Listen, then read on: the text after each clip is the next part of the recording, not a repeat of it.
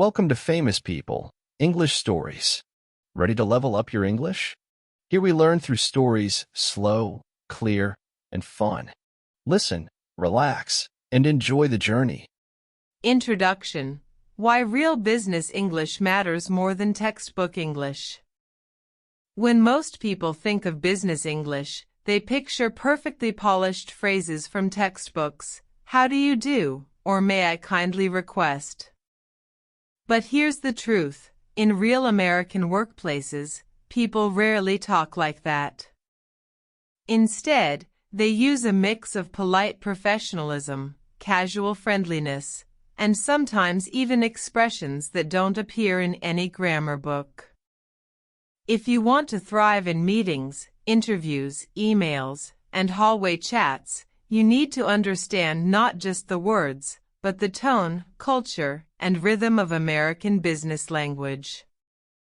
This is where many English learners struggle. You've studied the formal phrases, but when a colleague says, "Let's touch base later," or "Can you loop me in?" you feel lost. Those expressions don't literally make sense if you translate them word for word, but they're everywhere in American business settings. Learning them will help you sound natural, connect faster with colleagues, and avoid those awkward smile and nod moments. In this video, we're going beyond the standard "Please find attached," and I look forward to hearing from you. We'll explore the phrases Americans actually say in offices, Zoom calls, and coffee break conversations. You'll learn what they mean, when to use them, and just as important, when not to use them. Some phrases sound warm and collaborative in one situation, but could feel pushy or insincere in another. We'll cover those nuances so you can use them with confidence. Think of this as your behind-the-scenes pass to American workplace communication. By the end, you'll be able to walk into a meeting, send an email, or chat in the elevator without second-guessing your words. This isn't about memorizing lines. It's about understanding how real business English works so you can adapt naturally to any situation. Section 1: Greetings and First Impressions in the American Workplace. In the American workplace, the first few seconds of interaction can set the tone for the entire relationship. Greetings aren't just polite, they're a subtle way to signal confidence, openness, and professionalism. But unlike in some cultures where formal language is always expected, Americans often blend professionalism with a friendly, approachable style.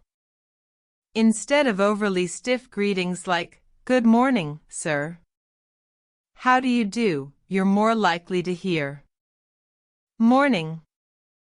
How's your day going so far?" This feels warm but still professional. It's small talk disguised as a greeting. "Hey, good to see you." Used for colleagues you know, this builds rapport without sounding too casual. "Hi, I don't think we've met yet." I'm a direct, friendly way to introduce yourself at a networking event or on the first day of a new job. Notice that Americans often use a question after hi or good morning. It's not always an invitation for a detailed answer. It's more about starting a friendly exchange. If someone asks, "How's your morning?" they're not necessarily asking for your full schedule. "Good, thanks." "How about you?" is the expected rhythm. For first meetings, one popular professional phrase is, "Thanks for taking the time to meet today." This works at the start of a client call, job interview, or collaboration meeting. It shows respect for their time and sets a positive tone. Another common expression is, "I've heard great things about your work." This isn't flattery for the sake of it. It's a conversational bridge that opens up collaboration. Use it only when it's true, because Americans can usually sense when praise is insincere.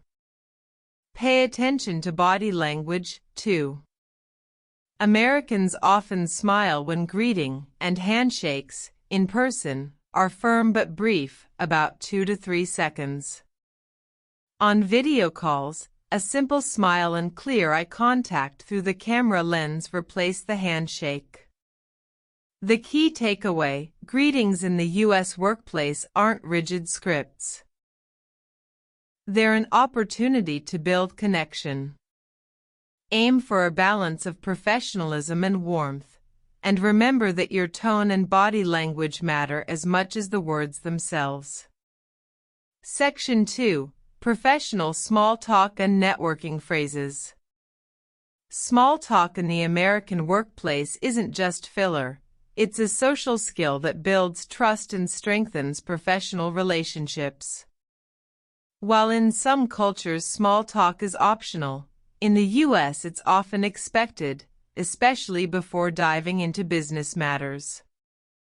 At conferences, during coffee breaks, or even while waiting for a meeting to start, these quick conversations can create lasting connections. One phrase you'll hear often is, "So, what brings you to this event?" This works perfectly at conferences or networking mixers. It's open-ended and invites the other person to share about their role or interests. Another classic is, "How's your week been so far?" Simple, but it gives the other person space to share without going too deep. The expected answer is short and upbeat, but it can lead to a deeper exchange. Americans also like to connect through shared experiences. Have you tried the new coffee place down the street? Food, weather, and local events are safe and universal topics. These questions show you're engaged in the environment you share.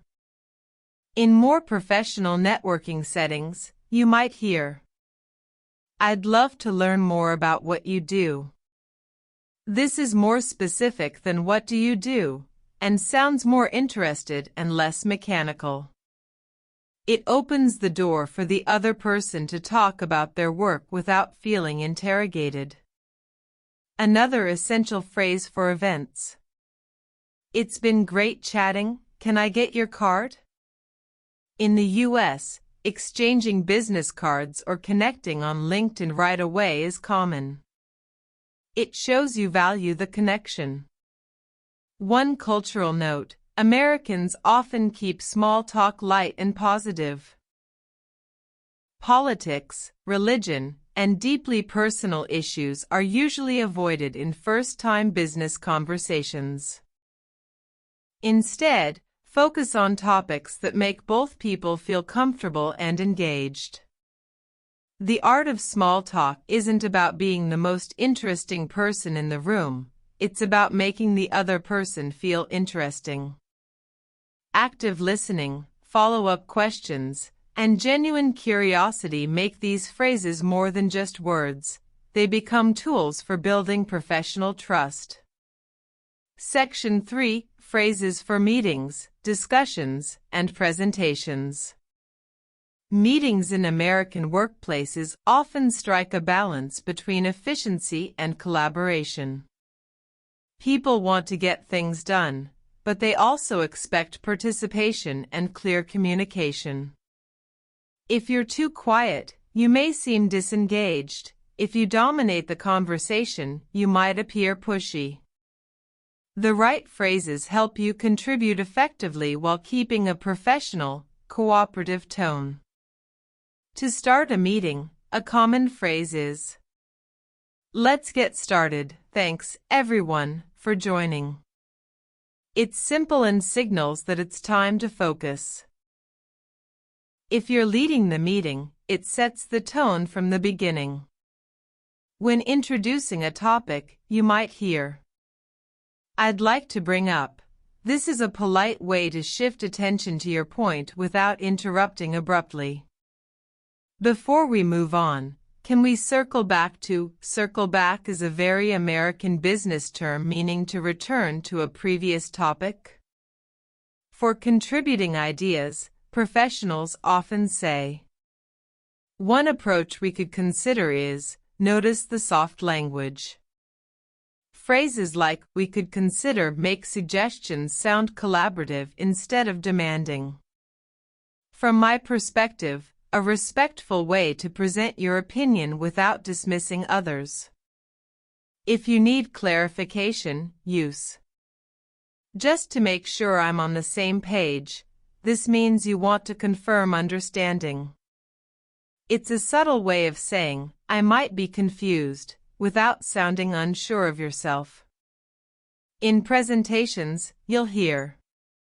Here's the big picture. This phrase signals an overview before diving into details.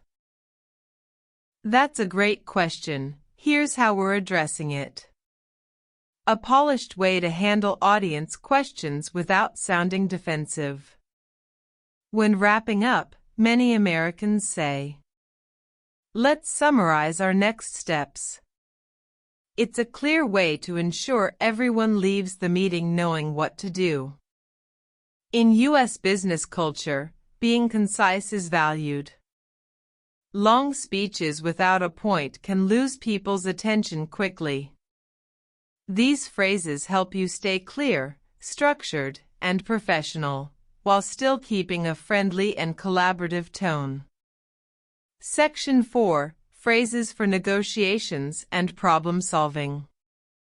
Negotiations in American business are rarely just about hard numbers. They're often about building a solution that works for both sides. Even in challenging situations, the language is usually collaborative rather than confrontational. The goal is to show you're working toward mutual benefit, not trying to win at the other person's expense. One phrase you'll hear often is, let's find some common ground. This means identifying areas where both sides agree before addressing differences. It builds trust and sets a cooperative tone. When proposing an idea or compromise, Americans might say, what if we looked at it from another angle? This keeps the conversation open and signals that you're willing to explore new options. Here's a possible win-win. Win-win is a classic American business term meaning a solution where everyone benefits. If you need more from the other side without sounding demanding, try. Is there any flexibility on that? This invites discussion instead of issuing a challenge. What would it take to make this work for both of us? Encourages problem solving rather than drawing a hard line. When addressing a problem directly, you might hear, let's address this head-on. This signals that you're not avoiding the issue and want to solve it quickly. I understand your concerns. Here's how we can mitigate them. Mitigate is a professional way to say reduce or lessen a problem. In tense situations, language choice is critical. Instead of saying, that won't work, professionals often soften it to, that might be challenging given our timeline. Could we explore alternatives? This avoids shutting down the conversation and keeps possibilities open. Finally, when an agreement is reached, you'll often hear, let's put that in writing so we're all aligned. This protects both sides and confirms the outcome in a professional way. In the U.S., successful negotiation is as much about tone as content. Being firm but respectful and framing solutions as shared victories often leads to stronger business relationships and better long-term results. Section 5. Professional clarity and closing conversations. In American business culture, how you close a conversation, meeting, ordeal can leave as strong an impression as how you began it. A clear, confident ending shows professionalism and helps prevent misunderstandings. Americans tend to value clarity and action-oriented language in these moments, making sure everyone knows what comes next. One of the most common wrap-up phrases is, "Just to recap, this signals a quick summary of the key points discussed." It helps confirm that everyone is aligned before parting ways. Another is, "So our next steps are." This phrase moves from discussion to action, outlining exactly who will do what and when. In email closings or project discussions, you might hear, "I'll follow up with you by day, time." Americans often commit to a specific follow-up time to show reliability and accountability. Looking forward to our next conversation. A polite way to express interest in continuing the professional relationship. When ending a networking conversation, it's common to use, "It's been great talking with you, let's stay in touch." This leaves the door open without overpromising. "I'll connect with you on LinkedIn." Americans frequently use LinkedIn to maintain professional connections, and mentioning it signals genuine interest. If a meeting has been challenging or intense, a phrase like, "I appreciate your time and input today." This acknowledges the effort everyone made, even if full agreement hasn't been reached. Finally, when ending a call or in-person meeting, Americans often use short, upbeat closings. "All right, I think we're all set." Signals completion and positivity. "Thanks, everyone. Have a great rest of your day." Adds a friendly, human touch before parting. The art of closing in American business is about balancing professionalism with approachability. You want to leave people feeling clear about what's next, confident in your reliability, and comfortable working with you again in the future. That's why strong endings aren't rushed, they're intentional, polished, and warm. Conclusion, bringing it all together. Business English in the United States isn't about memorizing a rigid set of formal expressions, it's about knowing the real phrases people actually use and understanding the tone, culture, and intent behind them. From greetings that balance warmth with professionalism, to small talk that builds trust, to meeting language that keeps discussions clear and productive, every phrase you choose sends a message about who you are as a communicator. By now, you've seen that Americans often favor language that is direct but friendly, concise but not cold. Phrases like "let's circle back" or "let's find some common ground" aren't just words, they're signals of collaboration, openness, and problem-solving. And equally important are the softer skills, active listening, showing genuine interest, and using body language to reinforce your words. The key is adaptability. You might greet a colleague with "morning. How's your day going?" But open a client meeting with "thanks for taking the time to meet today." You might wrap up an internal discussion with "so our next steps are," but end a networking chat with "let's stay in touch." Understanding when and how to adjust your language is what makes your English not just correct, but effective. If you want to truly master business English in an American context, don't just learn these phrases, practice them in real-life situations. Use them in meetings, emails, networking events, and even casual office chats. Listen to how native speakers respond, notice the expressions they use, and make them part of your own communication style. The more you integrate these authentic phrases into your daily professional life, the more natural and confident you'll sound.